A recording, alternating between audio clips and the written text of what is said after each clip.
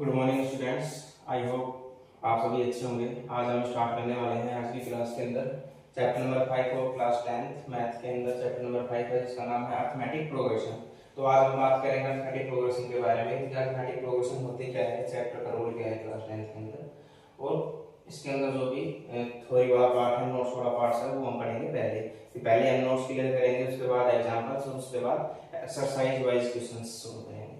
ठीक है, तो सबसे पहले समझते हैं अर्थमेटिक प्रोग्रेशन। अर्थमेटिक प्रोग्रेशन होती क्या है? तो अर्थमेटिक प्रोग्रेशन की डेफिनेशन से अगर हम समझें तो अर्थमेटिक प्रोग्रेशन होगी is an arithmetic progression is a list of numbers is which each term of obtain by the adding a fixed number to the preceding term except the first term। It means ये कह रहा है कि अगर हम कोई भी arithmetic progression लेके चलते हैं कि सपोज दैट अपने पास ये एपी दे रखी गिवन है जिसके अंदर जो फर्स्ट टर्म है क्या कह रहा है कि पहली टर्म को छोड़ के एक्सेप्ट द फर्स्ट टर्म, पहली टर्म को छोड़ के उसके बाद जो हर एक टर्म मिलेगी अपने को, जैसे कि इसकी नेक्स्ट टर्म है, फिर इससे नेक्स्ट टर्म है, फिर इससे नेक्स्ट टर्म है, तो हर एक टर्म कैसे मिलेगी? Adding by a fix number. क्या करेंगे? हर एक नंबर के अंदर एक फिक्स नंबर ऐड करते हुए चलेंगे। जैसे हमने यहाँ पे 1 ऐड किया, कितना आ गया अपने पास? 2। फिर 2 में हमने 1 ऐड किया, कितना आ गया अपने पास? 3 के अंदर हमने 1 ऐड किया, कितने पास आ गया अपने पास? 4। तो हर बार हम एक फिक्स नंबर को ऐड कर रहे हैं और अपने पास क्या आती जा रही है? अगली टर्म आई। और क्या कह रहा है वो? प्रीसीडिंग टर्म मतलब पहले वाले टर्म के अंदर ऐड कर रहे हैं। तो हमने 2 को, जब अपने को 2 चाहिए था तो हमने क्या ऐड किया कि 2 से जब पहले वाली टर्म कौन सी थी? 1, तो 1 के अंदर हमने कोई भी एक फिक्स नंबर जैसे 1 ऐड कर दिया तो अपने पास क्या आ गया? 2। फिर 3 हमने कैसे आया? 3 से प्रीसीडिंग टर्म, 3 से पहले वाली टर्म कौन सी है? 2 के अंदर हमने 1 ऐड किया तो कितना टर्म आएगा अपने पास? 3। तो इसी तरह हम क्या निकाल सकते हैं? एपी फाइंड कर सकते हैं। अच्छा, जो अपने पास जो फिक्स टर्म है, जो फिक्स नंबर है, एक फिक्स नंबर है जिसको हमने ऐड किया था, जो फिक्स नंबर है उसको हम क्या बोलते हैं? Common difference. इसका बोलते हैं कॉमन डिफरेंस ऑफ एपी। और उसको किससे रिप्रेजेंट करते हैं? ऑलवेज स्मॉल डी से रिप्रेजेंट करते हैं। जो भी कॉमन डिफरेंस अगर अपने पास एक एपी दे रखी है तो हम उसको सिंपली में 1 डी स्मॉल डी से रिप्रेजेंट करेंगे। अगर अपने पास नंबर ऑफ एपीज 2 है या फिर 2 से ज्यादा है तो इसको कैसे रिप्रेजेंट करेंगे? D1 बोलेंगे, D2 बोलेंगे, D3 बोलेंगे। अलग अलग एपी के लिए अलग नंबर से हम इसको डिफाइन कर सकते हैं। अच्छा, यहाँ पे जो वैल्यू ऑफ D है ये कैसी हो सकती है? जो D है कॉमन डिफरेंस ये पॉजिटिव भी हो सकता है, नेगेटिव भी हो सकता है और 0 भी हो सकता है। मतलब हमने यहाँ पे अगर हमने प्लस का 1 ऐड कर रहे हैं तो हम क्या कर सकते हैं? 0 0 0 0 0 भी ऐड कर सकते हैं। तो एपी क्या बनेगी अपने पास? 1 1 1 1 1 1 1 ऐसे करके एपी बनेगी अपने पास। अगर नेगेटिव नंबर ऐड करें तो यहाँ पे नेगेटिव नंबर भी ऐड कर सकते हैं, और पॉजिटिव नंबर तो हमने ऑलरेडी ऐड कर ही रखा है। तो डी की वैल्यू जो हो सकती है वो पॉजिटिव भी हो सकती है, नेगेटिव भी हो सकती है और 0 भी हो सकती है। अच्छा, एपी को पढ़ने से पहले अपने पास जैसे हमने एपी की डेफिनेशन पढ़ी तो ये डेफिनेशन से इसका जो माइनर है, जो इससे पहले अगर इसका बेसिक की बात करें तो अपने को पता होना चाहिए कि कंसेक्यूटिव नंबर्स कौन से होते हैं। कंसेक्यूटिव नंबर से हम एपी के क्वेश्चंस सोल्व करेंगे तो क्वेश्चंस के अंदर भी अपने पास कंसेक्यूटिव नंबर से रिलेटेड अपने पास क्वेश्चन आएंगे। उसके अंदर क्वेश्चंस पुट अप करेगा कि कंसेक्यूटिव नंबर्स के जब हम क्वेश्चन सोल्व करेंगे तो उसके बारे में अपने पास टर्म के क्वेश्चन आएंगे। तो अपने को ये पता होना चाहिए ऑलरेडी कि कंसेक्यूटिव नंबर्स कौन से होते हैं। तो consecutive numbers just number next term obtain by the adding 1। इसका मतलब क्या होगा कि शॉर्ट फॉर्म में अगर अपन लाइन डेफिनेशन देखते हैं तो क्या करते हैं कि यहाँ पर कोई भी अपने पास एक नंबर उसके जस्ट अपना जो अगला नंबर हम फाइंड करेंगे तो कैसे फाइंड करते हैं कि बाय एडिंग 1। क्या है कि उस नंबर के अंदर हम अगर 1 ऐड करते हैं तो अपने पास उसका क्या आ जाएगा? Consecutive number. जैसे फॉर एग्जांपल के लिए हम बात करते हैं कि 1 से अपने पास पूछे कि 1 का कंसेक्यूटिव नंबर बताओ तो 1 का कंसेक्यूटिव नंबर क्या होगा? अगर 1 में हम 1 ऐड करेंगे तो कितना आ जाएगा? 2। तो 1 का कंसेक्यूटिव नंबर कितना हो गया? तो इसी तरह अगर 2 का कंसेक्यूटिव नंबर पूछेगा तो कितना आएगा? 3। कैसे 2 में हमने 1 ऐड किया, कितना आ गया? 3। इसी तरह 3 का कंसेक्यूटिव नंबर 4। इसी तरह 4 अगर x है, x अपने पास कोई नंबर है और x का कंसेक्यूटिव नंबर हम बात करेंगे तो कितना आएगा? x + 1। इसी तरह x + 1 का कंसेक्यूटिव नंबर बात करेंगे तो कितना ऐड करना पड़ेगा? x + 1 के अंदर हमने कितना ऐड कर दिया? 1 ऐड कर दिया तो कितना आ गया? x + 2। इसका मतलब x + 1 का कंसेक्यूटिव नंबर कितना बना? x + 2। इसी तरह x + 2 का कंसेक्यूटिव नंबर कितना आ जाएगा? x + 3। और इन सब चीजों को चलते चलते चलते अपने पास एक number of list of numbers बनेगी। अगर हम इनको छोड़ के और एक जर्नल फॉर्म के अंदर एक फॉर्मूले टाइप के अंदर बात करें कंसेक्यूटिव नंबर की तो ये जो अपने पास नंबर्स की जो लिस्ट आ रही है, ये जो लिस्ट आ रही है नंबर्स की, ये किसके अंदर बनती है?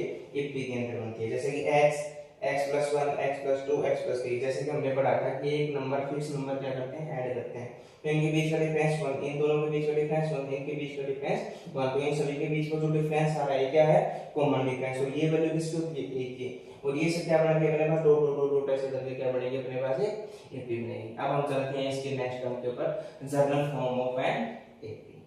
मैं वाले हैं journal form of an AP कि जो अपने पास जो जर्नल फॉर्म है इसी को हम क्या बोल सकते हैं, स्टैंडर्ड फॉर्म भी बोल सकते हैं। इसी को हम क्या बोल सकते हैं, स्टैंडर्ड फॉर्म। इसी को हम स्टैंडर्ड फॉर्म बोल सकते हैं। तो जो अपने पास एपी है वो एपी किस फॉर्म में मिलेगी, एपी अपने पास मिलेगी a+b a+2b a+3d a+4d और डॉट डॉट डॉट कहां तक, नंबर ऑफ टर्म कितनी आएगी इनकी, an। ठीक है, इसी को अगर हम दूसरे फॉर्म के अंदर हम इसको पढ़ना चाहें तो इसको एपी को क्या बोल सकते हैं, a1 a2 a3 a4 dot dot dot कहां तक जाएगी वो, nth टर्म तक। लास्ट टर्म कितनी आ रही है इसकी, a।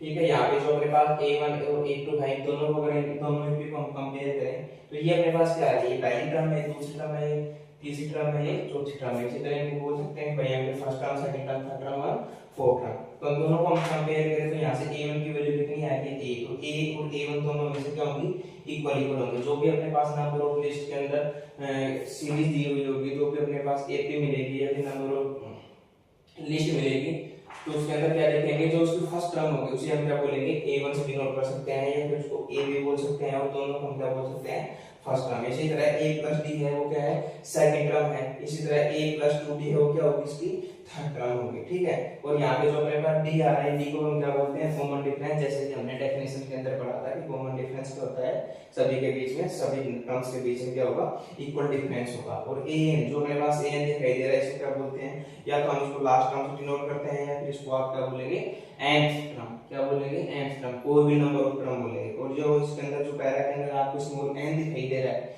ये क्या होता है, इसकी नंबर ऑफ टर्म्स बोलते हैं। इसको क्या बोलते हैं, नंबर ऑफ टर्म्स के। इसके अंदर जो an टर्म है ये कौन सी होगी, n वाली टर्म। जब वो चाहे अगर n की वैल्यू यहाँ पे 10 हो तो उसको बोलेंगे 10th टर्म। अगर इसकी वैल्यू 9 हो तो उसको क्या बोलेंगे हम, 9th टर्म। अगर इसकी वैल्यू 5 हो तो कौन सी बोलेंगे, 5th टर्म। इसी तरह इस n को क्या बोलेंगे, नंबर ऑफ टर्म। अब जो अपने पास d आ रहा है, इस d की वैल्यू कैसे फाइंड करेंगे, तो ये तो हम फाइंड कर सकते हैं। एपी बनाने के लिए अपने को दो चीजें चाहिए, कौन कौन सी, एक तो फर्स्ट टर्म चाहिए, दूसरी टर्म अपने कौन सी चाहिए, कॉमन डिफरेंस। कॉमन डिफरेंस अगर अपने पास दोनों चीजें होंगी तो हम क्या निकाल सकते हैं, एक एपी बना सकते हैं। कैसे, अगर अपने पास फर्स्ट टर्म है तो हम फर्स्ट टर्म को इन सब की वैल्यू यहां पुट करेंगे, फर्स्ट टर्म उसके अंदर, फर्स्ट टर्म के अंदर डी की वैल्यू पुट करेंगे तो अपने पास सेकंड टर्म आएगी। इसी तरह इस सब के अंदर वैल्यू पुट करते हुए चलेंगे तो क्या बन जाएगी अपने पास, NAP।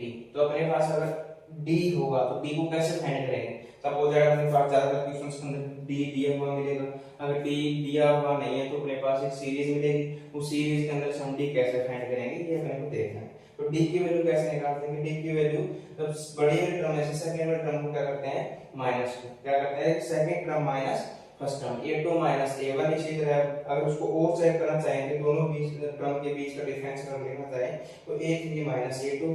इसी तरह इसको आगे चले तो a4 minus a3, a5 minus a4, और दो दो दो टर्म इसको और फाइंड करना चाहेंगे, लास्ट टर्म के बीच में अगर कॉमन डिफरेंस चेक करेंगे तो क्या करेंगे कि लास्ट टर्म माइनस उससे जस्ट पहले वाली टर्म, ये सेकंड टर्म माइनस उससे पहले वाली टर्म, इसी तरह थर्ड टर्म माइनस उससे पहले वाली टर्म, इसी तरह an माइनस वाली टर्म को माइनस करेंगे तो अपने पास किसकी वैल्यू मिलेगी, कॉमन डिफरेंस की। तो जो अपने पास हमने अभी पढ़ा है ये क्या है अपने पास, general form of N AP या फिर standard form of N AP. और ये सब चीजें अपने पास जब हम क्वेश्चन सोल्व करेंगे तब ये चीजें, ये दोनों फॉर्म और ये कॉमन डिफरेंस वाली जो चीजें हैं जो अपने बहुत बहुत बहुत काम आने वाली हैं। तो इन सब चीजों को, इन नोट्स को आप अच्छे तरीके से प्रिपेयर कर लें। पहले हम थ्योरी वाला पार्ट कंप्लीट करेंगे, जितने भी नोट्स बनते हैं चैप्टर नंबर 5 के, जितने भी थ्योरी है, फॉर्मूलेज हैं, सभी को हम एक साथ पढ़ेंगे। उसके बाद हम एग्जांपल्स को सोल्व करेंगे।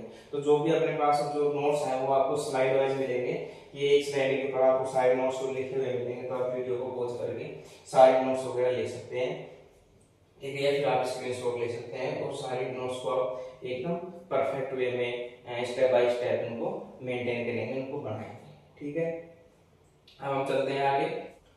हम भी अभी पढ़ा था standard form of an AP. अब हम पढ़ने वाले हैं दो नोट्स दे रहे हैं, इसी के इंपॉर्टेंट कुछ नोट्स हैं कि एपी अपने पास कैसे कैसे होते हैं।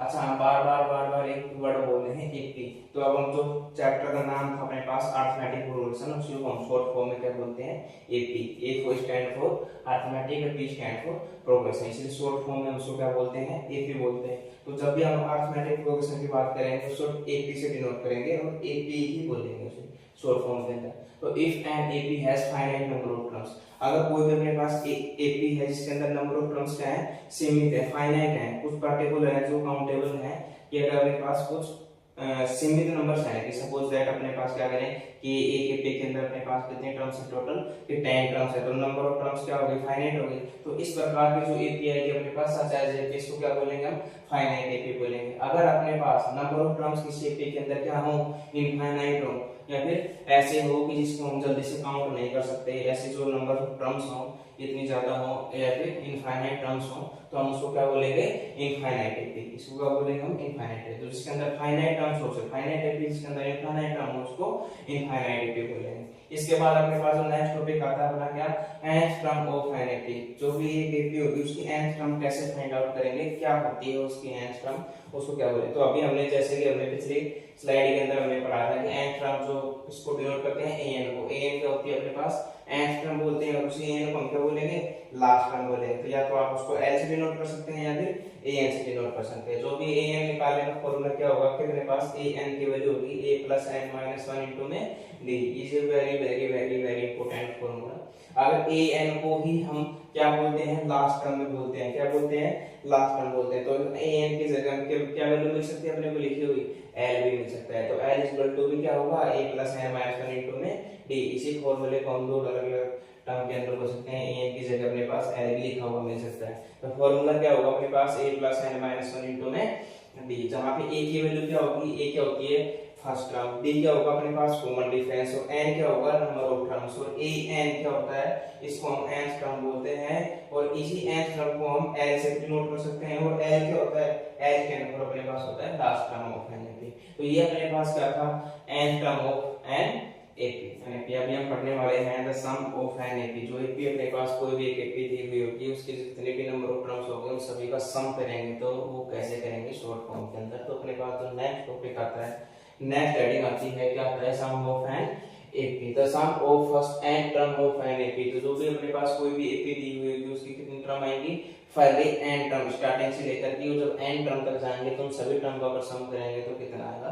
तो उसका फॉर्मूला होता है अपने पास S N equal to N upon में 2 a plus N minus 1 into में d। जो भी इसका फॉर्मूला है इससे निकालेंगे कि जो भी अपने पास एपी दी होगी उसका सम कैसे निकालेंगे, S N equal to N upon में 2a plus N minus 1 into में d। इसी को हमारे को दूसरे फॉर्म के अंदर लिखना चाहिए, सेकंड फॉर्म के अंदर लिखना चाहिए, तो हम कैसे लिखेंगे कि S N equal to N upon में 2 ब्रैकेट के अंदर है a प्लस ए एन क्या है यहाँ पे लास्ट टर्म, a क्या है फर्स्ट टर्म, और n क्या है नंबर ऑफ टर्म्स। इसी को हम दूसरी फॉर्म में और पढ़े तो a n की जगह हम क्या लिख सकते हैं, l लिख सकते हैं। तो l क्या होगा, l और a n दोनों क्या होती हैं, सेम ही चीज होती है। तो S n equal to n upon में 2 equals to a plus l, क्या बोल सकते हैं इसको, a प्लस l। ये फॉर्मूला कब अप्लाई करना है और ये फॉर्मूला कब अप्लाई करना है ये हम सीखेंगे क्वेश्चंस के अंदर। उसी तरह अगर इसको हम समझ लें शॉर्ट फॉर्म के अंदर अगर देखना चाहें तो ये फॉर्मूला तब अप्लाई होगा जब अपने पास क्या नहीं होगी, लास्ट टर्म नहीं होगी। अगर अपने पास लास्ट टर्म क्वेश्चंस के अंदर गिवन मिलेगी तब हम शॉर्ट फॉर्म के अंदर कौन सा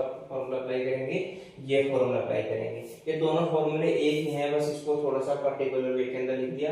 अब इसी के अंदर हम an की वैल्यू पुट करें, हमने an की वैल्यू क्या लिखी थी थोड़ी देर पहले कि an वैल्यू हमने लिखी थी कि an की वैल्यू होगी a plus n minus 1 into में d। जब ये वाली वैल्यू हम यहाँ पुट करेंगे तो a और a मिलके क्या बनेगा अपने पास 2a, और क्या बचेगा n माइनस 1 इंटू में d। तो दोनों फॉर्मूले एक ही हैं, एक ही वे में लिख रखा है, बस इसको समझने का और पर्टिकुलर वे में रखने का तरीका क्या है, अलग अलग है। अगर हम चाहें, अगर अपने पास ये फॉर्मूला याद नहीं है तो हम सारे क्वेश्चंस के अंदर ये फॉर्मूला अप्लाई कर सकते हैं, हमारा आंसर बिल्कुल करेक्ट आएगा।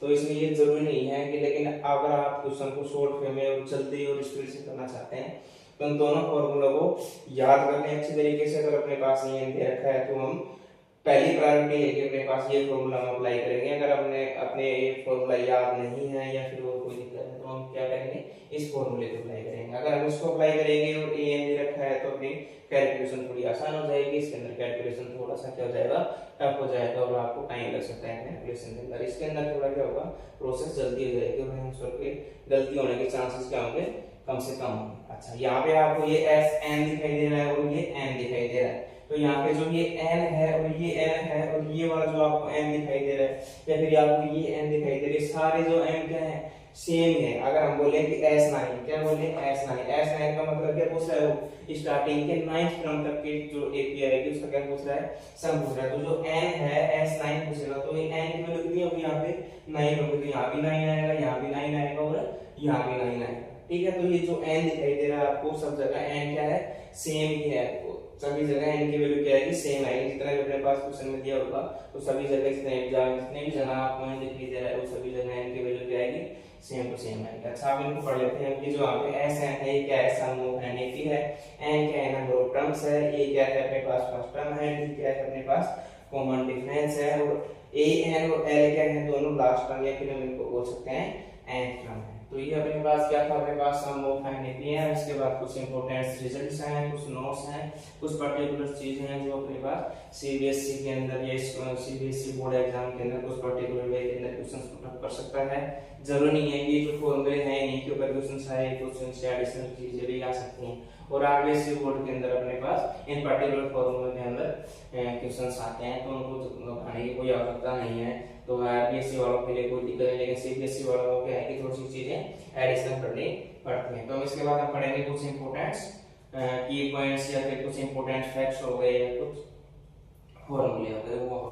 अब अपने पास नेक्स्ट टॉपिक आता है सम इंपॉर्टेंट रिजल्ट्स। तो सम इंपॉर्टेंट रिजल्ट्स, कुछ रिजल्ट्स हैं अपने पास, कुछ स्पेशल रिजल्ट्स हैं जिनके ऊपर क्वेश्चंस आते हैं इस चैप्टर के अंदर। तो कुछ इंपॉर्टेंट रिजल्ट्स हमको देखते हैं। Is first the sum of first n positive integers. तो पहले अपने पास n पॉजिटिव इंटीजर्स कौन से होंगे, जितने प्लस वाले सारे नंबर है सभी को क्या करेंगे, ऐड करेंगे तो उनकी वैल्यू क्या आएगी। अब प्लस वाले नंबर सारे कितने हो सकते हैं, इनफाइनाइट हो सकते हैं। तो हमने यहाँ पे कितना दिया है, कोई नंबर से नहीं लिया, n की वैल्यू कुछ भी हो सकती है कि ये कहां तक जा सकते हैं, 10 तक जा सकते हैं, 20 तक, 25 तक, 100 तक, 1000 तक, कितने भी नंबर हो अपने पास फर्स्ट n पॉजिटिव इंटीजर्स, तो हम n की वैल्यू पुट करेंगे और क्या निकालेंगे, उसका n से निकालेंगे। तो फर्स्ट पॉजिटिव n इंटीजर्स हैं तो उनका सम कैसे निकालेंगे कि 1 + 2 + 3 + 4 को हम ऐड करेंगे और कहां तक ऐड करेंगे, nth टर्म तक ऐड करेंगे। तो उसका आंसर क्या आएगा, आंसर क्या आएगा कि sn को निकालते हैं। अभी जो हमने सम का फॉर्मूला पढ़ा था ए के अंदर कि 2a + n - 1 * d। अब इसके अंदर देखो nth टर्म दे रखी है, an की वैल्यू है, an की वैल्यू कितनी दे रखी है, nth टर्म तक, लेकिन nth टर्म इसमें बताया नहीं है। तो हम उसी फॉर्मूले से, ये सब फॉर्मूले कहां से बने हैं, ये सभी उसी फॉर्मूले से बने हैं कि हमने पढ़ा था कि sn = n/2 into में 2a + n - 1 में d। ये सारे फॉर्मूले उसी फॉर्मूले से बने हैं। तो इन सब की वैल्यू अगर इन सबको सोल्व करेंगे तो वैल्यू कितनी आएगी, sn = n × n + 1 में 2। इसके अंदर जितने भी नंबर ऑफ टर्म्स है तो n की वैल्यू अपने पास गिवन होगी और n की वैल्यू यहां पे पुट करेंगे तो क्या निकाल सकते हैं, सभी का सम। इसी फॉर्म में अगर इंटीजर से क्या दे रखा हो अपने पास, पर्टिकुलर इंटीजर का स्क्वायर करके सम कर रखा होगा, जैसे कि 1 का स्क्वायर + 2 का स्क्वायर + 3 का स्क्वायर डॉट कहां तक जाएगा, n स्क्वायर की टर्म तक जाएगा। तब इसका फॉर्मूला कितना आएगा कि sn = n × n + 1 * 2n + 1 में 6। सभी के नीचे कितना आएगा, 6 आएगा। तो ये फॉर्मूला किसको जाएगा, सभी का सम करेंगे अपने पास ये वैल्यू आएगी। इसी तरह अगर सभी का क्या दे रखा हो, क्यूब दे रखा हो कि क्यूब 1 का क्यूब + 2 का क्यूब + 3 का क्यूब + 4 का क्यूब + n का क्यूब टर्म्स। तब इसका फॉर्मूला क्या बनेगा, n * में n + 1 में 2 और इस कंप्लीट का क्या बनेगा, होल स्क्वायर। इस कंप्लीट का क्या बनेगा, होल स्क्वायर। इसी तरह हमारे पास अगर कोई 3 टर्म दे रखी हैं, क्या दे रखे हैं, 3 टर्म दे रखे हैं और तीनों टर्म कौन सी हैं, a b और c। अब अपने पास दोनों टर्म कोई भी हो सकते हैं, लेकिन हम जनरल फॉर्म के अंदर क्या लेके चल रहे हैं, a b and c लेके चल रहे हैं। अच्छा, तीनों फॉर्म अगर किसमें है अपने पास, ए बी में गिवन है, तो इन तीनों के बीच में रिलेशन क्या होगा कि 2b, जो भी इसके मिडिल टर्म होगी क्या करेंगे, मिडिल टर्म का डबल करेंगे तो दोनों टर्म के बीच के बराबर आएगा, सम b इक्वल आएगा। इट मींस 2b = a + का c। और इसी को हम स्टैंडर्ड फॉर्म को चेंज करके और थोड़ा सा डिफाइन करके और लिखना चाहें तो क्या लिख सकते हैं, 2 आ जाएगा इनके नीचे। तो b की वैल्यू कितनी आएगी, a + c में, तो ये b की वैल्यू आएगी। तो इन सभी के अगर अपने पास कोई भी 3 टर्म दे रखे हैं, अगर उनके बीच रिलेशन बताना तो हम बता सकते हैं कि b = a + c में 2। इसी के साथ अपने पास चैप्टर नंबर 5 के जितने भी नोट्स थे, जितने भी थ्योरी थी, इंट्रोडक्शन का पार्ट हो गया, तो वो सारा क्या हो गया है, कंप्लीट हो गया है। इसके बाद हम नेक्स्ट क्लास के अंदर स्टार्ट करेंगे एग्जांपल्स ऑफ चैप्टर 5। इसके बाद एक्सरसाइज 5.1 एंड एग्जांपल्स और उसके क्वेश्चंस, और उसी के साथ सारे क्वेश्चंस वाला जो पोर्शन है, जो सारी क्लासेज आपको पर्टिकुलर वे के अंदर मिलेगी। लेकिन जितने भी नोट्स हैं आपको सारे नोट्स आपको स्लाइड वाइज मिलेंगे। स्लाइड वाइज कहने का मतलब है कि आपको पहले लिखा हुआ मिलेगा और फिर मैं आपको यहाँ पे समझाता हुआ मिलूंगा। डायरेक्ट ये नहीं है कि भाई हम क्वेश्चन के अंदर वीडियो के अंदर चलते चलेंगे, इसके अंदर अपना टाइम कंज्यूम, बहुत ज्यादा टाइम कंज्यूम हो सकता है। तो अपने पास थोड़े टाइम के अंदर बहुत ज्यादा आउटपुट मिले, इसलिए हम स्लाइड वाइज पढ़ेंगे ताकि अपने पास पर्टिकुलर नोट्स भी बनते रहें और थोड़े टाइम के अंदर ज्यादा अपने पास चैप्टर्स कवर हो जाए, ज्यादा अपने पास कंटेंट कवर हो जाए। तो इसी के अंदर हम आज की क्लास को समाप्त करते हैं। Thank you.